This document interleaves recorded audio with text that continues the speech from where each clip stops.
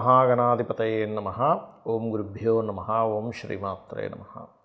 అరుణాం కరుణాతరంగితాక్షీం ధృతపాశాంకుశపుష్పబాణచాపాం అనిమాదివిరావృతాం మయూకైః అహమిత్యేవ విభావయే భవానీం. శ్రీమాత్రే నమః.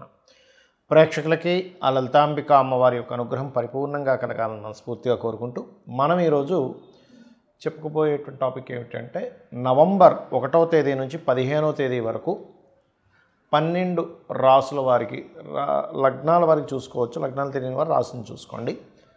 వారికి ఎలా ఉండబోతుంది, ఏ విషయాల పట్ల వాళ్ళు జాగ్రత్త వహించాలి, మరియు గ్రహస్థితి ఏ విధంగా ఉంది అని చెప్పి చూసుకున్నట్లయితే మనకి చంద్రుడు ఈ 15 రోజుల పాటు కుంభరాశి నుంచి కన్యారాశి వరకు సంచరిస్తున్నాడు.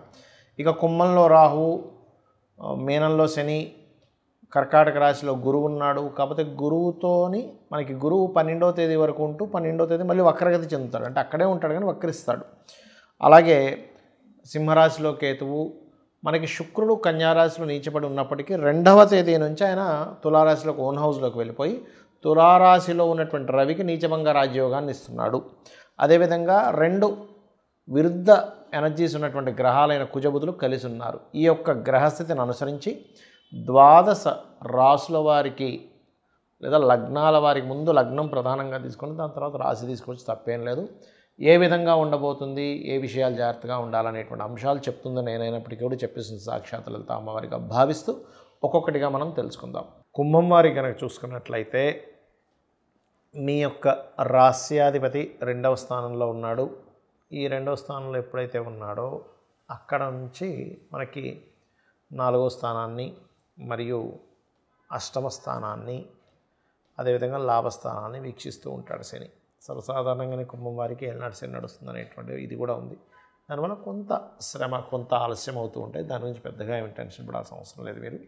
కాకపోతే 1వ తేదీ మాత్రం మీరు ఎవరికైనా అప్పు ఇచ్చి మోసపోయేటువంటి సమయం నడుస్తుంది 1వ తేదీ. 2వ తేదీ మనీ మ్యాటర్స్ విషయంలో, ఇక్కడేమో అప్పు అయితే అక్కడ నార్మల్గా మనీ మ్యాటర్స్ విషయంలో ఏదైనా 1, 2, 3 తేదీలు అప్పులు ధన సంబంధించిన విషయాల్లో కాస్త జాగ్రత్తగా ఉండండి. ఇక మీకు ఉద్యోగం కోసం ప్రయత్నం చేసేటువంటి వారికి 6, 7 తేదీలు చాలా అనుకూలంగా ఉంది. మీరు ఏదైనా అప్పు కోసం ప్రయత్నం చేస్తూ లోన్ కోసం ట్రై చేస్తూ ఉంటాం, ఒక హోమ్ లోన్ అనో బిజినెస్ లోన్ అనో, అటువంటివి మీకు 10, 11 తేదీలు చాలా అనుకూలంగా ఉన్నది మీకు ఈ యొక్క గ్రహస్థితి. ఇక ప్రధానంగా ఇక్కడ ఈ వివాహ సంబంధించినటువంటి అంశాల్లో మాత్రం 2వ వివాహం కోసం కొంతమందికి చూడండి, మొదటి వివాహం ఏదో కారణాల చేత విడిపోవడం జరుగుతూ ఉంటుంది. వాళ్ళ అవతల వాళ్ళు నచ్చకపోవడము, యువతల వాళ్ళు అడ్జస్ట్ అవ్వకపోవడము, లేకపోతే వాళ్ళ జన్మజాతకాల్లో 2 వివాహాల యోగం ఉంటుంది కొంతమందికి. అటువంటి వారికి ఇప్పుడు శుక్రుడు ఎప్పుడైతే 8వ స్థానం నుంచి భాగ్యస్థానంలోకి, అంటే వివాహ కారకుడు సప్తమాధిపతితో కలిసి భాగ్యస్థానంలోకి ఉంటున్నాడో కుంభం వారికి ద్వితీయ వివాహం కోసం ప్రయత్నం చేసేటువంటి వారికి అనుకూలంగా ఉంది అని చెప్పుకోవచ్చు. కాకపోతే మీరు లగ్నరాహు సప్తమ కేతువు సంచరిస్తున్నాడు కాబట్టి ముఖ్యంగా 3 గ్రహాల దగ్గర, నవగ్రహాల్లో రాహువు, కేతువు, రవి, ఈ 3 గ్రహాల దగ్గర దీపారాధన చేయండి. ఖచ్చితంగా మీరు ఏదైతే వివాహ ప్రయత్నాలు చేస్తుంటారో ఆ ప్రయత్నాలు సఫలీకృతం అవుతాయి.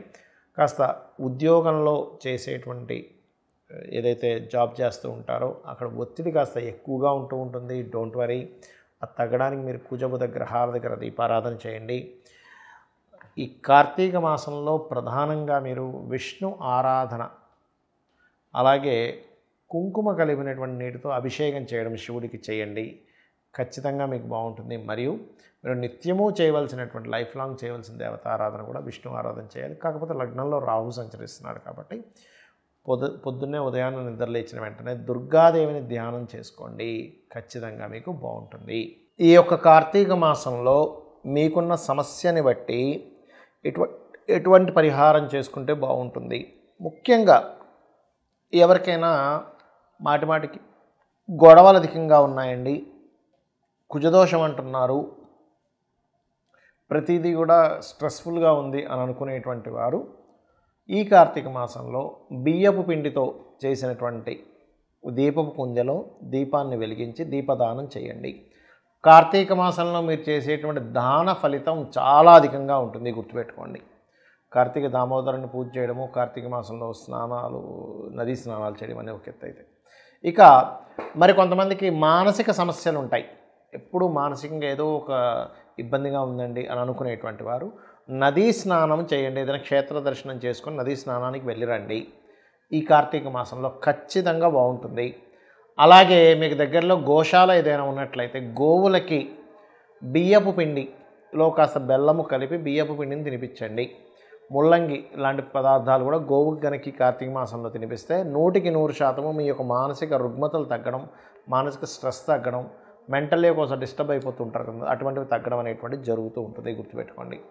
ఇక మూడవది ఏంటంటే ఇక్కడ మరి కొంతమందికి సంతాన సంబంధించిన సమస్యలు ఉంటూ ఉంటాయి. ఈ యొక్క కార్తీక మాసంలో ఎవరైతే ఇప్పుడు ఉండేటువంటి ప్లాంటరీ పొజిషన్స్ బట్టి చెప్తున్నాను, లక్ష్మీ గణపతిని మన దామోదరుడి యొక్క పూజ చేస్తారు.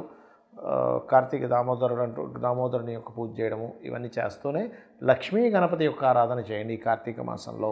అదేవిధంగా ఈ కార్తీక మాసం మొత్తము కూడా దిగంబర శ్రీ పాదవల్లభ దిగంబర అనే మంత్ర సాధన చేయడం ద్వారా, గోవులకి అరటికాయలు లాంటివి తినిపించడం ద్వారా కూడా క్లియర్ అవుతుంది. ఇక ఈ కార్తీక మాసంలో పెళ్ళిళ్ళు కూడా అవుతూ ఉంటాయి. కానీ కొంతమందికి వాళ్ళ యొక్క జన్మజాతకంలో ఉండేటువంటి కాంబినేషన్స్ వల్ల వివాహ సంబంధించినటువంటి అంశాలు తొందరగా కుదరవు.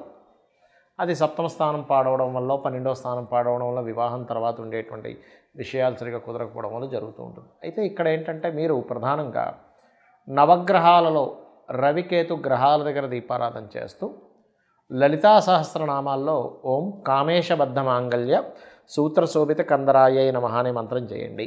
ఖచ్చితంగా మీకు వివాహ సంబంధించిన విషయాలు ముందుకు కుదులుతాయి. అలాగే స్వామివారిని అంటే ఆ విష్ణువుని సూర్యుల్లో ఉన్నట్టుగా భావిస్తూ సూర్యుడికి అర్ఘ్యం వదలండి. ముఖ్యంగా వివాహ సంబంధించినటువంటి విషయాలు ముందుకు కదలడానికి. దాంతోపాటు మీ జన్మజాతకంలో సప్తమ స్థానం ఎలా ఉంది, సప్తమం ఏమైనా వేరే పాపగ్రహాల చేత, పాప ఫలితాలు ఇచ్చేటువంటి గ్రహాల చేత ఇబ్బంది ఉన్నాయా అనేటువంటి చూసుకోండి. అది చూసుకొని దానికి సంబంధించి దానం ఇచ్చుకున్నా కూడా మీకు ఖచ్చితంగా ఆ యొక్క ప్రభావం అనేటువంటిది తగ్గుతుంది, అందులో ఎటువంటి సందేహం లేదు. ఇక మరి కొంతమందికి ధనపరమైనటువంటి ఇబ్బంది ఎక్కువగా ఉంటూ ఉంటుంది. ఏమండి ఫైనాన్షియల్గా బాగా ఇబ్బంది ఉందండి, ఏం చేయాలో అర్థం కావట్లేదు ఇది అంటూ ఉంటారు. కార్తీక దామోదరుడికి ముఖ్యంగా విష్ణుమూర్తికి తీపి పదార్థం ఏదైనా చేసి స్వామివారికి నైవేద్యం పెట్టండి, విష్ణువుకి నైవేద్యం పెట్టండి, అలాగే సూర్య భగవానుడికి కూడా చూపించండి. ఈ రెండూ చేస్తున్నట్లయితే ఈ కార్తీక మాసంలో వీటితో పాటు మీరు లలితా సహస్రనామాలలో ఓం సంపత్కరీ సమారూఢ సింధుర వ్రజసేవితాయే నమః లేదా ఓం ధర్మాధ్యక్ష ధనాధ్యక్ష ధనధాన్య వివర్ధినియే నమః అనే నామస్మరణ చెయ్యండి. ఖచ్చితంగా మీకు బాగుంటుంది. ఇక విదేశాల్లో ఉంటూ ఇప్పుడు ఉన్నటువంటి సిచ్యువేషన్ అందరికీ తెలుసు. అక్కడి నుంచి మనకి యుఎస్ నుంచి వెనక్కి రావడం కానీ, యుఎస్ నుంచి ఇంకో దేశానికి వెళ్ళడం కానీ ఇలాంటివి జరుగుతూ ఉన్నాయి. అంటే మరి కొంతమందికి మరి విదేశీ యోగమే ఉంటుంది, విదేశాలకు వెళ్తేనే వాళ్ళ లైఫ్ బాగుంటుందని ఉంటుంది. అప్పుడు ఏం చేయాలి, స్వదేశానికి వస్తే పెద్ద లైఫ్ ఉండదు. వాళ్ళు చదువుకున్న చదువు కానివ్వండి, వాళ్ళు చేసినటువంటి రీసెర్చ్ కానివ్వండి, వాళ్ళు పడ్డ కష్టం కానివ్వండి, విదేశాలకు వెళ్తేనే అది తీరుతుంది. అప్పుడు ఏమిటి, ఇంకో దేశానికైనా వెళ్తే బాగుంటుంది, ఇంకొక రకరకాల దేశాలు ఉంటాయి, యుఎస్ఏ ఉందా. అలాంటి వారు మరొక దేశానికి వెళ్ళి అక్కడ మీరు సక్సెస్ అవ్వాలి అంటే ఈ కార్తీక మాసంలో రుద్రము వినండి, రుద్రాభిషేకం చేయించుకోండి. రెండవది ఆంజనేయ స్వామి యొక్క హనుమాన్ చాలీసా అంటారు, ఉదయము సాయంత్రము సంకల్పం చెప్పుకొని ఆ చేసినంత కాలము 40 రోజులు దీక్షగా తీసుకొని కనుక చేయగలిగితే, ఏమండి కార్తీక మాసం అయిపోద్ది కదా అంటే అయిపోయినా పర్వాలేదు, ప్రారంభించడం ఇక్కడ చేయండి. 40 రోజులు దీక్షలా కనుక రోజు ఉదయం సాయంత్రం చేస్తూ సంకల్పం చేసి కొంచెం కొన్ని నియమాలు పాటించాలి. దీక్షలో ఉన్నప్పుడు ఎలా పాటిస్తామో నేల మీద నిద్రపోవడము, కాస్త నాన్ వెజిటేరియన్ లాంటివి తినకపోవడము, కొన్ని బ్రహ్మచర్యం పాటించడం చేసి మీరు కనుక 40 రోజులు ఖచ్చితంగా చేసినట్లయితే రుద్రము వినడము లేదా రుద్రాభిషేకం చేసుకోవడము, ఇంట్లోనే రుద్రంతో అభిషేకం శివుడికి చేసుకోవడము, అలాగే ఉదయము సాయంత్రం ఆంజనేయ స్వామి యొక్క అష్టోత్తరము అంటే ఆంజనేయ స్వామి హనుమాన్ చాలీసా ప్రధానంగా ఉదయం సాయంత్రం కనుక చేయగలిగితే మీ జన్మజాతకంలో ఆల్రెడీ యోగం ఉంది కానీ వెళ్ళలేకపోతున్నాను, లేకపోతే ఇంకో దేశానికి వెళ్ళాలి, ఇక్కడ ఉండేటువంటి సిచ్యువేషన్స్ బాగాలేవు అన్నప్పుడు ఇది మీకు ఖచ్చితంగా పనిచేస్తుంది. కానీ ముఖ్యంగా మీరు తెలుసుకోవాల్సింది అసలు మీ జాతకంలో యోగం ఉందో లేదో తెలుసుకోండి. యోగం ఉందో లేదో తెలుసుకోకుండా చేస్తూ ఉంటే ఏమవుతుందంటే ఇది ఇంకొక దానికి దారితీస్తుంది, కానీ ఇది ఇవ్వాలని రూల్ లేదు. ఎలాంటి వాటికి ఇస్తుంది రిజల్ట్ అంటే మీ ఖర్చులు తగ్గిస్తుంది అంతే. బాగా ఎక్స్పెండిచర్స్ ఉన్నాయి. ఎందుకంటే 12వ స్థానం అనేటువంటిది ఖర్చుల స్థానము, విదేశీ స్థానం. సో విదేశీ యోగం మీకు లేదు కాబట్టి ఖర్చులు ఎక్కువ అవుతుంటే ఆ ఖర్చులు తగ్గించే దాని మీద ఎఫెక్ట్ పడుతుంది.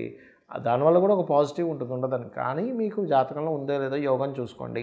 కొద్దిగా ఉందండి, కొన్ని ఆటంకాలు ఉన్నాయి, అప్పుడు పనిచేస్తుంది. అసలు యోగమే లేదు అన్నప్పుడు అది ఇవ్వదు రిజల్ట్. ఇది గుర్తుపెట్టుకోండి. అందుకే చాలామంది రెమెడీస్ చేస్తుంటే ఎందుకు ఫెయిల్యూర్ అవుతుంటాయంటే అక్కడ యోగం ఉండి ఆటంకాలు కలుగుతున్నప్పుడు మనం చేయాలి. కానీ యోగమే లేకుండా మనం చేయడం వల్ల ఇంకొక మంచి ఫలితం ఇస్తుంది, కానీ ఆ ఫలితం ఇవ్వాలని రూల్ లేదు. శ్రీమాత్రే నమః.